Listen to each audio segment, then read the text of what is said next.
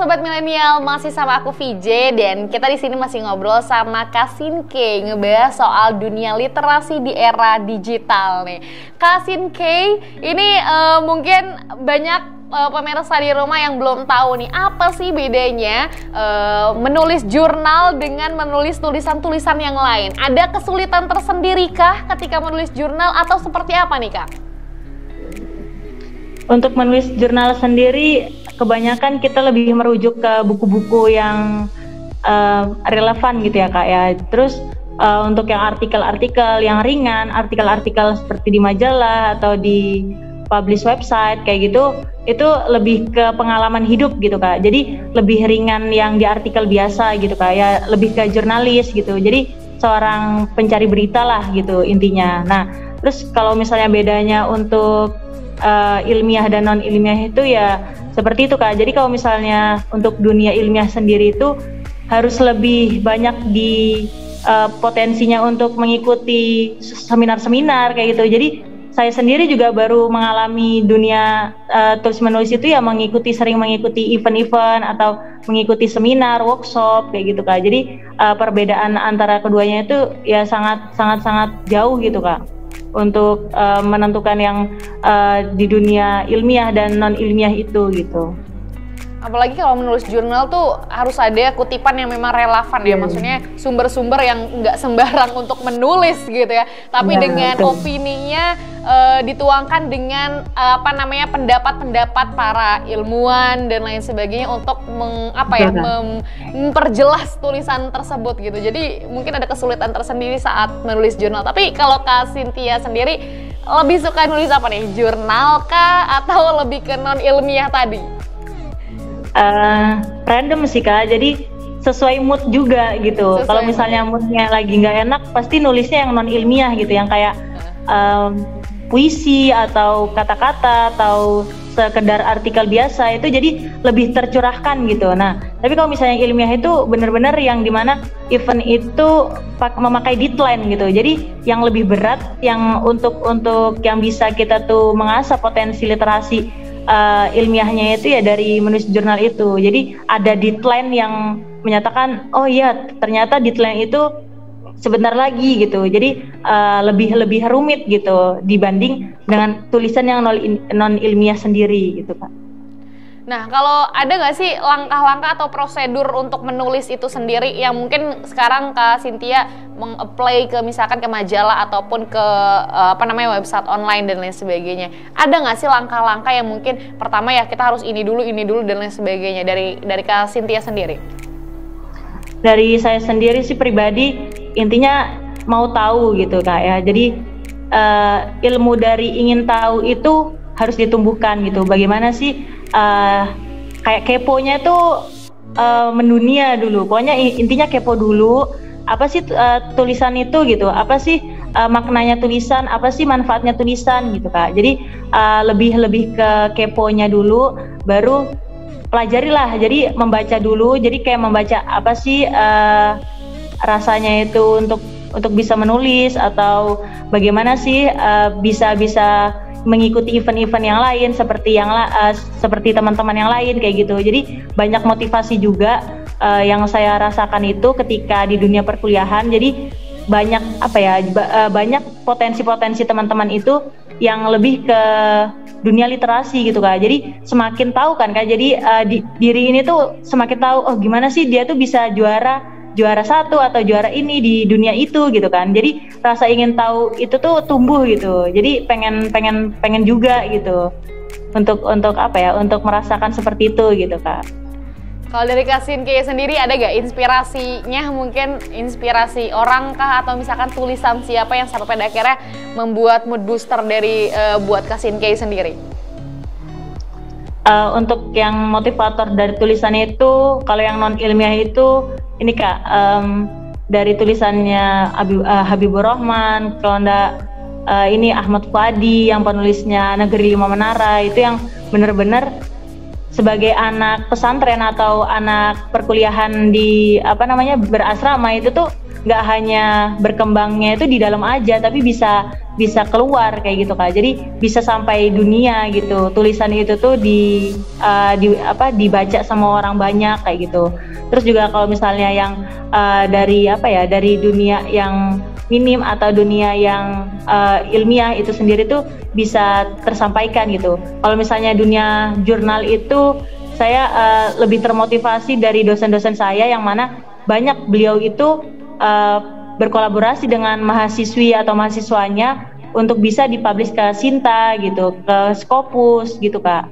Jadi ada motivator tersendiri gitu. Ya nggak hanya satu, biasanya juga random gitu. Soalnya juga dilihat dari tulisannya dia, oh ternyata gaya tulisannya itu asik ya kayak gitu Kak. Jadi kadang inspirasi menulis tuh kadang bisa dari keseharian kita nggak sih dituangkan ke dalam tulisan tadi ya. Kayak misalkan ya, mungkin karya-karya mungkin motivator yang tadi kakak sebutkan, kayak kisahnya anak pesantren gitu ya, sampai akhirnya menjadi sebuah buku dan akhirnya banyak yang relatable oleh berbagai kalangan dan akhirnya dibaca, ambil maknanya, ambil hikmahnya dari sebuah tulisan tersebut. Ini sangat luar biasa sih, apalagi khususnya di dalam dunia dakwah gitu ya. Kadang emang menulis tuh kadang bisa jadi influence untuk banyak orang gitu, menginfluence, mempengaruhi gitu kan. Makanya mungkin sobat milenial yang belum tertarik untuk di dalam dunia literasi, silahkan coba dulu. Tadi Kak Sinke bilang, ini coba-coba bisa jadi malah suka gitu ya Kak Sinke. Iya, ini benar coba-coba gitu Kak. Iya. Kak Sinke ada nggak sih langkah-langkah yang mungkin bisa dilakukan untuk sobat milenial yang pengen terjun ke dalam dunia menulis sebagai penulis pemula gitu? Untuk penulis pemula itu berawal dari kita menulis diary Kak. Jadi setiap hari itu apa sih yang kita udah lakuin gitu. Jadi kayak untuk muhasabah diri, untuk pengoreksian diri lah. Selama sehari itu kita tuh ngerjain apa aja sih gitu. Jadi ambillah buku dan pulpen itu, kita curhat lah di buku itu gitu. Jadi motivasi juga untuk teman-teman milenial yang baru pengen menorehkan tulisan dunia tulis menulis itu ya dari menulis diary itu Kak. Jadi dari menulis diary, mungkin dari situ yang diarynya mana kala tidak ingin dibaca orang lain, tetapi berkelanjutan bakal gaya tulisan itu kok sepertinya menarik ya untuk ajukan untuk event atau untuk perlombaan gitu. Kemungkinan kayak gitu Kak. Jadi untuk sobat-sobat milenial yang tertarik untuk dunia literasi, bagi pemula itu menjadi sebuah awal dalam tulis menulis itu menulis diary terutama ya Kak.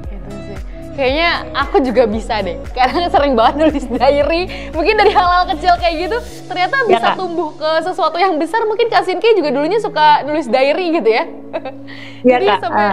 Sampai pada akhirnya sering juga misalnya lagi berantem sama teman gitu. Ya udah jadi curhat lah di situ gitu. Terus apalagi kalau zaman pesantren nggak sih? Kalau zaman pesantren kan nggak ada, iya. Iya, dimarahin sama guru atau dosen kayak gitu. Ya udah curhat aja gitu. Ya bakal tertuangkan ide-ide dari gaya menulis itu di situ Kak. Kalau nulis status gimana nih Kak Sinke? Bisa jadi nggak? Bisa, itu juga bisa. Bisa. Mungkin tapi statusnya nggak julid ya, sobat milenial nih harus status mungkin yang ya beredukasi lah untuk yang bacanya gitu. Itu mungkin siapa lagi mungkin kalau zaman pesantren tuh kan nggak ada handphone gitu ya, nggak bisa curhat ke teman gitu. Jadi nulis dari mulai situlah kadang menumbuhkan minat literasi dari hal-hal kecil lah mungkin sobat milenial tadi yang mungkin udah disampaikan sama Kak Sinke. Nih Kak Sinke ngebahas soal karyanya Kak Sinke yang sampai pada akhirnya tembus ke negeri Sudan gitu. Itu kalau boleh tahu karyanya temanya apa sih yang ditulis? Apakah bahasa Sudan gitu apa gimana tuh Kak? Dari kami sendiri juga dari pesantren udah mendidik kita tuh sebagai sebagai siswi atau siswa itu sudah mengenal bahasa asing gitu Kak. Jadi di Gontor itu juga udah mengajarkan bahasa asing yang mana bahasa Arab dan bahasa Inggris. Dari situ ada event yang mana karya tulis ilmiah itu ada yang berbahasa Arab dan berbahasa Inggris. Nah terutama yang di Sudan ini itu ada 2 event yang mana ada di dunia tulis menulis ini tuh juga uh,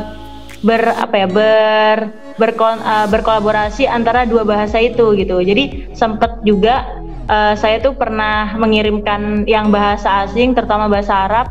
Nah, jadi ada bahasa Arab itu juga dipublishnya ya hanya dipublish di lingkup internal gitu kan. Jadi belum ke eksternal.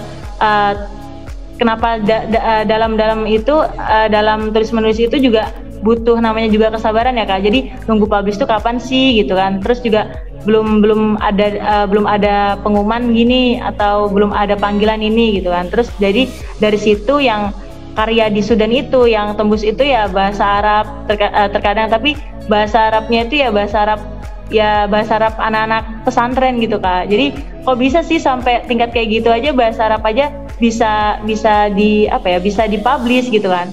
Oh berarti kalau misalnya tingkat kayak gitu aja bisa dipublish, kenapa yang lain enggak kayak gitu Kak? Tapi berarti enggak cuma sekali doang untuk ke negara Sudan itu sendiri, berkali-kali tulisannya ke? Iya. Jadi sempat ada juga dari kerjasama, ada IKPM gitu Kak. Jadi kayak IKPM Gontor itu ada komunitas sendiri yang mana itu siapa yang mau menulis. Jadi kayak di Universitas Sudan itu juga masih minim gitu tentang literasi milenial gitu. Jadi literasi dalam tulis menulis di internal itu masih minim. Jadi mereka tuh membuka untuk yang eksternal. Jadi yang dari alumni atau dari luar itu bisa lah mengirimkan artikelnya itu di publish di websitenya itu kayak gitu. Ada juga yang bahasa Indonesia juga Kak. Jadi ada yang Arab, ada yang Indonesia, ada yang Inggris gitu. Jadi random dalam penulisannya itu gitu. Emang sebenarnya paling penting juga karena diwadahi itulah ya, jadi akhirnya banyak tuh karya-karya tulis yang sampai pada akhirnya banyak dibaca di negeri orang. Tapi selain Sudan ada nggak sih kan negara lain mungkin sejauh ini?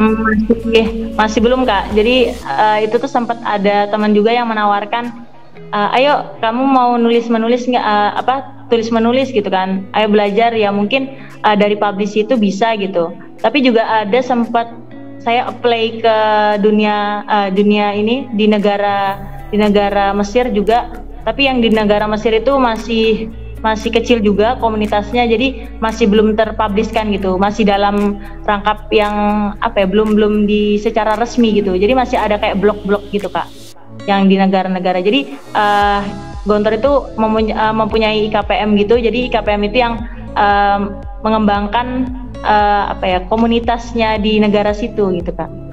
Ini luar biasa sekali sih. Ini sampai pada akhirnya banyak sekali gitu ya orang-orang yang mungkin tulisannya bisa dibaca ke negeri Sudan tadi ya berkat wadahnya IKPM itu ya berarti ya. Tapi kalau boleh tahu nih Kak Sinke itu kalau bisa dihitung ada berapa banyak karya-karya Kak Sinke yang mungkin sudah ditulis? Atau mungkin setiap hari tuh, atau ada juga sih kayak misalkan seminggu sekali harus berapa karya dan lain sebagainya, apa gimana tuh?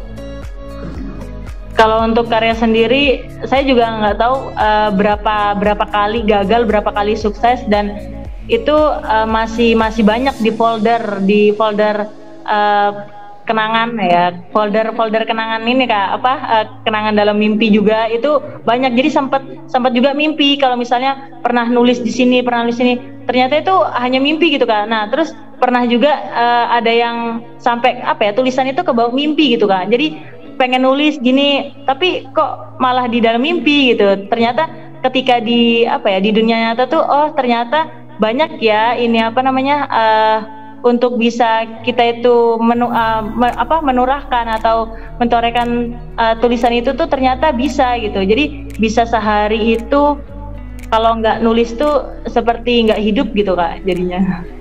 Jadi sampai mimpi sudah nulis gitu rasanya. Jadi justru menulis ini sebuah habit ya yang harus dilakukan setiap hari. Waduh luar biasa sekali, ini sangat luar biasa sih sobat milenial. Nih Kak Sinke gitu. Tapi ada nggak sih keinginan untuk menulis novel? Kan biasanya suka ada tuh sekarang zaman sekarang bikin buku dan lain sebagainya. Ada nggak kepikiran apa ke situ? Pengen sih Kak juga. Tapi dari pernah saya tuh nulis cerpen. Tapi juga cerpennya itu kurang apa ya, kurang bisa diterima gitu. Jadinya saya sempat menulis cerpen itu pasti saya bagikan dulu ke teman-teman, ya teman-teman yang suka baca, suka sekedar baca tapi mereka nggak mau nulis gitu kan. Jadi cuma baca, oh ini dong tolong baca tulisanku gitu. Jadi apa sih masukannya, apa sih yang kurang, apa yang ini gitu. Jadi dari situ, dari apa ya, masukan teman-teman atau masukan dari kerabat-kerabat itu bisa dijadikan suatu madah untuk bisa dia play nih gitu kan. Jadi ada event yang mana itu ada kelas belajar tulis menulis juga, itu kelasnya Kak siapa siapa gitu, itu penulisnya, dan itu membuka event kelas menulis gitu. Jadi sempat pernah dijadikan buku juga karya tulis saya gitu. Itu tingkat cerpen gitu. Kalau misalnya ingin menulis di novel, ada keinginan tapi belum kecapai gitu. Ya malah itu cita-cita dari orang tua, pengen bisa gimana sih menuliskan ke apa ya, pengalaman hidup gitu, pengalaman hidup mulai dari kecil sampai saat ini tuh bisa nggak sih Kak gitu, kalau misalnya apa namanya dijadikan novel gitu. Permintaan orang tua sih itu termasuk Kak, tapi saya belum bisa mencapai itu gitu, karena ya gitu. Semoga ya, tapi ke depannya. Tapi mungkin nih Kak, aduh ini sayang banget nih ngebahas soal dunia literasi ini, apalagi soal pengalaman Kasinke ini sangat luar biasa panjangnya. Tapi ternyata pembahasan kita waktunya sangat singkat gitu, pembahasannya banyak, waktunya singkat. Mungkin terakhir deh ini Kasinke, terakhir closing statement yang mungkin bisa Kasinke sampaikan, silahkan Kasinke. Menulis itu bagaikan kita berenang sambil minum air gitu ya Kak, dan menulis itu tuh dari diri sendiri, yang mana dari diri sendiri aja kita tuh bisa menumbuhkan habit atau kebiasaan kita sendiri. Rasa ingin tahu kita yang kuat itu dapat membuka jalan, yang dimana kesuksesan itu tertulis atau termuatnya itu dari ya diri kita sendiri gitu. Jadi untuk kalian-kalian yang pengen menorehkan dunia literasi itu atau mencoba literasi itu, jangan takut gitu, jangan takut untuk mencoba gitu. Be yourself, and even the best can be improved. Gitu. Luar biasa sekali pesannya ya. Tetap jadi diri sendiri gitu ya, untuk bisa melakukan sesuatu hal yang baik gitu ya. Ya jadi contohnya untuk bisa ya dikit belajar untuk menulis. Kak Cynthia, Kasinke, terima kasih banyak atas sharingnya di episode kali ini, sangat luar biasa. Pastinya nih sobat milenial banyak yang tertarik sampai pada akhirnya nih untuk menumbuhkan minat membaca dan juga menuangkannya dalam dunia literasi. Terima kasih Kasinke, semoga Kasinke ditunggu ya apa launching bukunya atau novelnya. Mungkin nanti kita bisa ngobrol bareng lagi ngebahas seputar nanti karyanya Kasinke soon gitu ya. Semoga dilancarkan, dimudahkan. Terima kasih Kasinke atas waktunya. Salam untuk orang tua di rumah dan teman-temannya Kasinke.